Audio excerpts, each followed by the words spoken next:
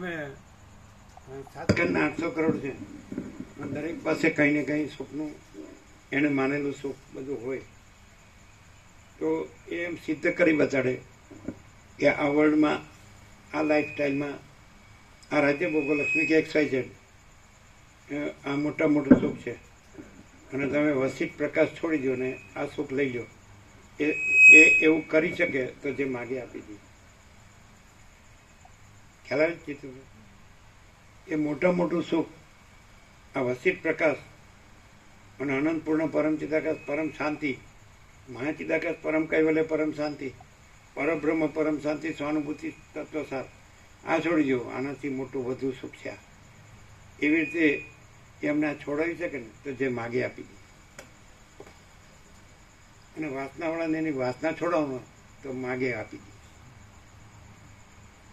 પણ વાસનાવાળાને એટલું તો ભાન થાય જ છે તો મને સુખ તો નહીં મળ્યું. આમ સુખ મળશે એવું લાગે પણ મળ્યું નહીં. મેં પરમ શાંતિમાં તો સ્વયં પોતે બોલે પ્રકાશ થશે. જેને વાસના હોય ને એને ખરેખર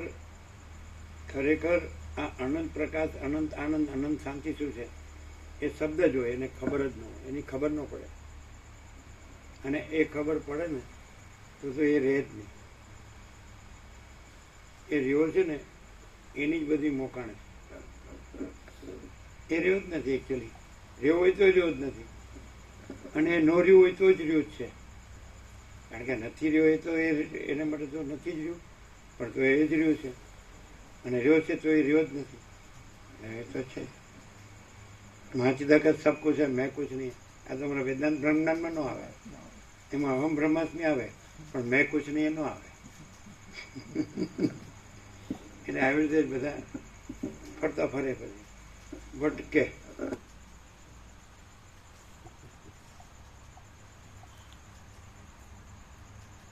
એટલે આપણે વારંવાર કહીએ છીએ કે પ્રકાશ છે શબ્દ નથી, ને શબ્દ છે પ્રકાશ નથી. પ્રકાશ છે વિચારવાણી શબ્દ નથી, અને વિચારવાણી શબ્દ પ્રકાશ નથી.